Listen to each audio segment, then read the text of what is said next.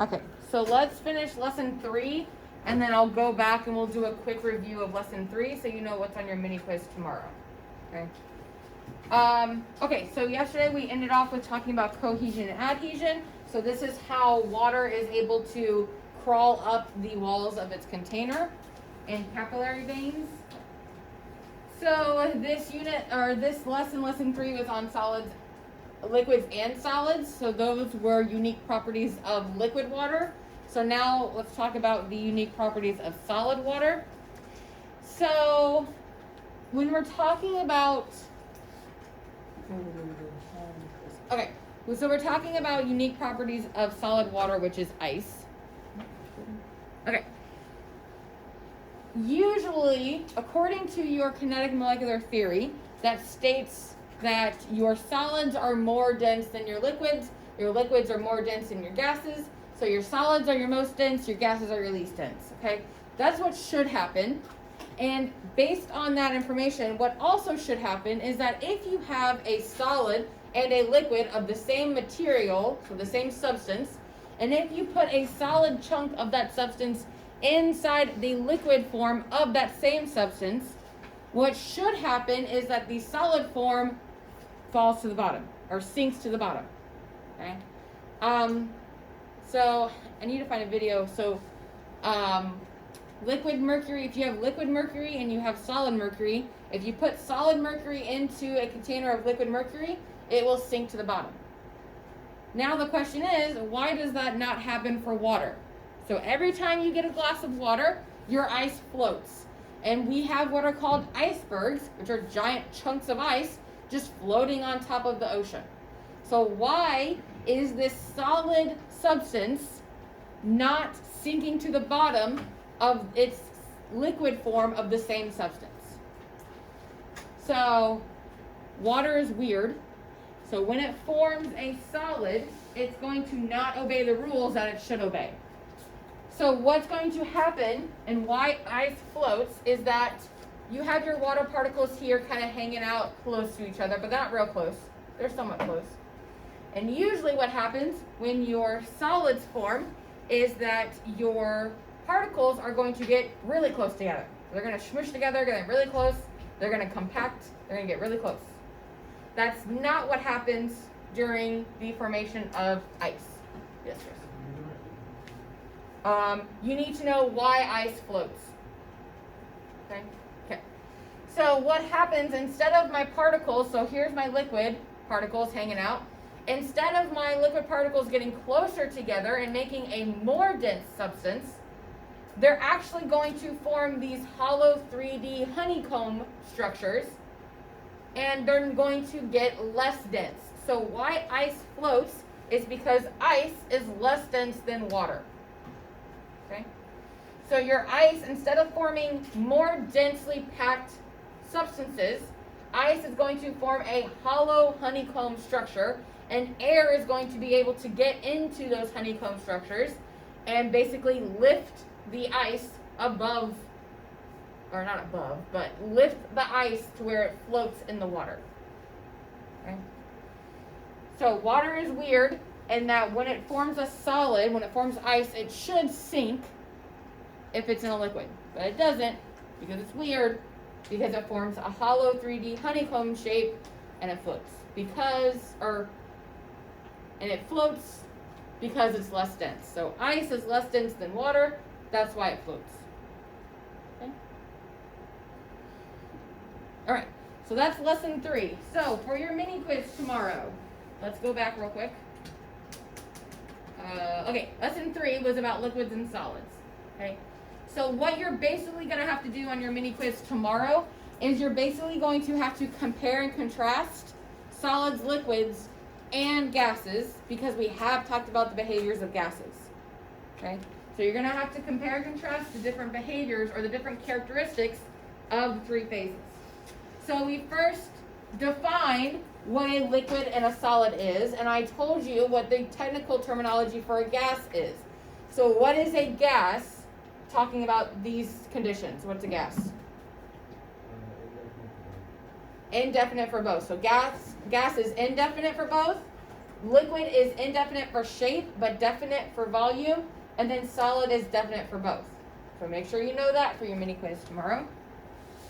And then we talked about the density and compression of liquids. Are liquids compressible? Can you compress a liquid easily? No. Which is the only one you can compress easily? Gas, very good. And then density, which one is your most dense? Solid is most dense. Gas is least dense. So make sure you know the density and the compressibility of those. And then we talked about fluidity and viscosity. Which ones are fluid? What two are fluid? Liquid and gas are fluid. Solids are not fluid. Viscosity is not on your mini quiz tomorrow. And then, so we talked about surface tension. We talked about cohesion and adhesion. And then we just talked about why ice floats. Those three things will not be on your mini quiz tomorrow, but they will be on your test. So there will be questions about those three unique properties on your test. Okay? So basically your mini quiz tomorrow is you're comparing and contrasting the three states that matter, solid, liquids, and gas. So I'll give you a behavior or a characteristic, and you'll have to tell me, does a solid do this, does a liquid do this, or does a gas do this, or do they all three do it? Are we taking 2 mini quizzes tomorrow? Just one. So mini quiz 3 is tomorrow. So here's a little outline of, so mini quiz 3 is tomorrow, and then we're going to do the labs. We're going to make oobleck tomorrow. And then Thursday we're going to do mini quiz number 4, and then do our Kahoot test review, and then Friday is your test. Okay? Yes. Okay. So let's do lesson 4. So again, this is still a continuation of your day 2 notes. So day 2 is lesson 3 and lesson 4. So this is still under number 3. So phase changes. Everyone should be vaguely familiar with what a phase change is. So phase changes is when you're moving from one state of matter to another. Okay, so we're going from a solid to a liquid, or a liquid to a gas, or a gas to a liquid, or a liquid to a solid. So all of those you should know. So hopefully that will be the easy part. There might be 2 phase changes that you don't know of that you'll be introduced today. And the key thing is that you have to use the technical terminology. Okay, so you can't just use some random word for that phase change. You have to use the technical terminology that is on the PowerPoint. Okay? Water is weird. If you did not know, water is weird. It is the only substance that occurs as all 3 states of matter at the same time on Earth. Fairly easy. So you don't have to do anything to make it be all 3 phases. So we have liquid water, obviously we have oceans. We have solid water, which is ice, and we have liquid water vapor, which is water in the gaseous form. So we have all 3 of those happening at the same time. That is very unique to water, or to H2O. It is. It's its own thing. It's very rebellious. All right. So your first group of phase changes are melting and freezing. So melting, you're going from a solid to a liquid, and freezing, you're going from a liquid to a solid. Now, of course, they can't make it that easy for you. They have to make it a little bit more difficult because you're chemistry honors kids. So what you also have to know is which one is exothermic and which one is endothermic. So if you have an endothermic process, you are going to have to put energy into the system. If you are putting energy into the system, your system is getting hotter. If you have an exothermic system or exothermic process, your energy is going to exit the system. So this is exiting the system. So into is going into, exit is going out. If your energy is exiting the system, then your system is getting colder. Or your process is getting colder. Your substance is getting colder, whichever. So your endothermic process is the one that's getting hotter. Your exothermic process is the one that's getting colder. So if you're going from a solid to a liquid, You have to add energy into your system in order to melt. So because you have to add energy into it, it is your endothermic process. To go from a liquid to a solid, your substance is getting colder, so your energy is exiting the system. So energy is exiting the system, so it is exothermic. So you need to know the technical terminology for that phase change, and you need to know, is it endothermic or is it exothermic?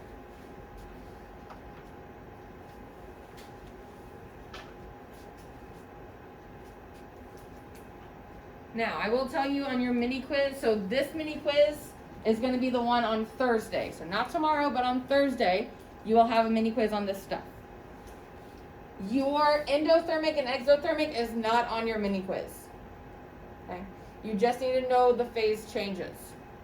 So you don't need to know which one's endo or exo, just the phase changes.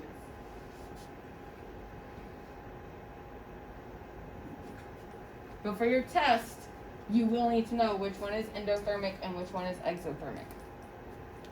Okay?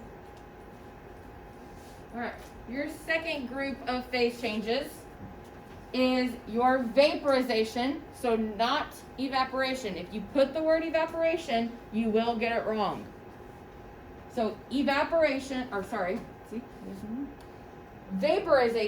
and condensation. That is going between a liquid and a gas. So if you're going from a liquid to a gas, your substance is getting hotter, so you have to put energy into your system. So that is your endothermic process. That's vaporization.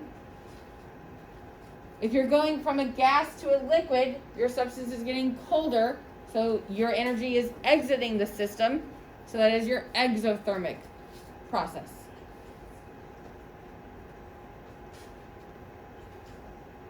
So that vaporization and evaporation are kind of the same thing, but evaporation is when it only occurs at the top layer. So vaporization is the whole thing going from a liquid to a gas. Evaporation is just the top layer going to a gas. So you're going to use the terminology of vaporization, not evaporation.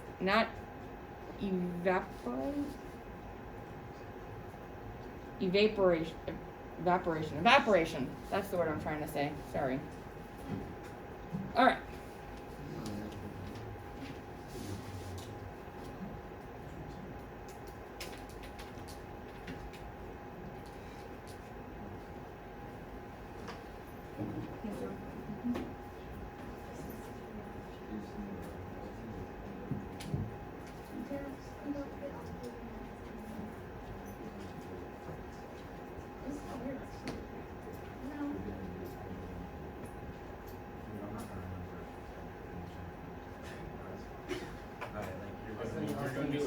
Words and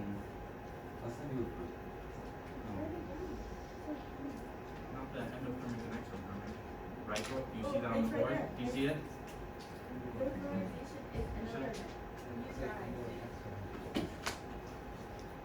Where? Oh, look at that. I was looking at like the power.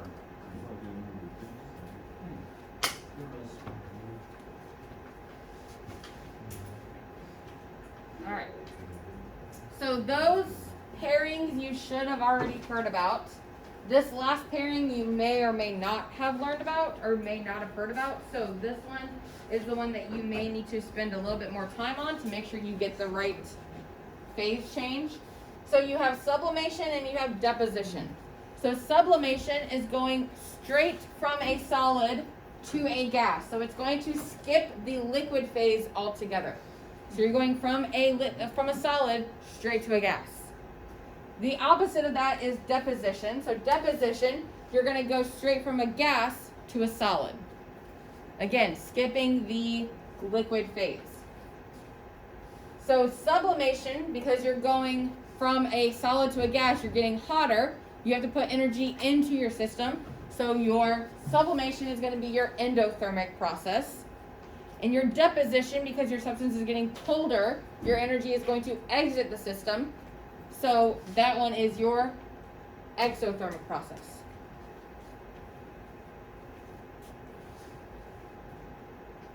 So the sublimation and the deposition might be the one that you need to spend a little bit more time on memorizing, because you have to know which one is which. You also need to know which one is exothermic and which one is endothermic.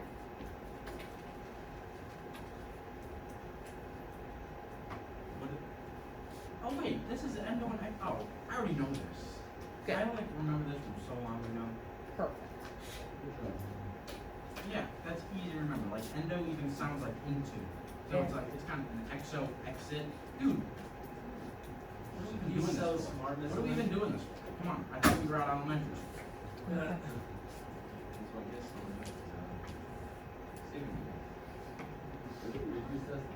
All right. So those are your phase changes that you're going to need to know. There's one more slide left. So there's one more thing I need to teach you, and then I'm done for this unit. So tomorrow we will do a lab. Thursday we will have test review, and then Friday is your test. Okay. Okay. Alright, so the last thing is called a phase diagram. This is the phase diagram of water, which you might, if we take the final exam, you'll probably see the phase diagram of water. Okay, because it's very common. So what a phase diagram shows you is it shows you the conditions. So you have temperature down here in degrees Celsius, and you have pressure down over here in atmospheric pressure units. So it shows you the conditions needed in order to make the three different phases of states of matter. So if you have a very low temperature and a very high pressure, then you will have solid water or ice. But if you have a very low temperature and a very low pressure, you will be in a gaseous form or vapor form. Vapor is the same as gas. Okay? If you go in the other extreme, so you have very high temperature and very high pressure, you are going to either be a gas or a liquid. What determines that is this thing called a critical point. Your critical point is at the point where you cannot add any more temperature or pressure in order to force the gas into the liquid. So even though there are lines past your critical point, so there is technically data, there's numbers past your critical point, that critical point is what is able to be obtained in the real world. So just because we have data out here does not mean that we can actually reach those numbers in real life. Okay? So this is your critical point. It's always in your top right-hand corner. This is your triple point. That's where all three of your phases can happen at the same time. So what you need to know for your test is which one is which. So I'm going to show you a phase diagram. You're going to tell me which point represents the triple point and which point represents the critical point. Okay? So this is also not on your mini quiz, but it will be on your test. All right. And then one last thing before you leave. So I thought I had it on this slide, but I guess, or on this PowerPoint, but I guess I don't. So the concept of absolute zero. Yes. Do we need to know like all the other stuff on the diagram? Like What? everything that's not Like the boiling critical point, the freezing point? Yeah. No. We just need to know what those three You need to know where's the triple point and where's the critical point. Okay. Okay. All right. So let me ask you a question. Is there a state of matter where your particles are not moving? No. Correct. Good job. At absolute zero they are, but so your solid material, so this cart is solid, this desk is solid, all of the solid things, the desk that you're sitting at, everything that is solid, the particles in those substances are still technically moving. They are sitting there next to each other vibrating, but they are moving. Okay? The only time where you're going to have particles not moving is when you have reached the concept of absolute zero. So you have no movement, which means you have no kinetic energy, which means you are very, very, very cold, about negative 273 degrees Celsius. So next unit, we'll talk about the temperature of Kelvin. So at 0 Kelvin, that is where you have absolute zero. Now, so it sounds like we should be able to reach absolute zero, but we have not, as of yet, been able to actually physically reach absolute zero. We have Right. not been able to get particles to Right. completely cease movement, stop moving Anywhere? anywhere. Holy crap. We're very, very, very, very close, but technically we have not been able to reach true absolute zero. Because you cannot. That's friggin' nuts. What if it opens up like a black hole? No, like seriously, what's a black hole? Well, I don't know what a black hole is. But. Holy crap. All right, so Is that the end of class? yes, that's the end. Mine is blown.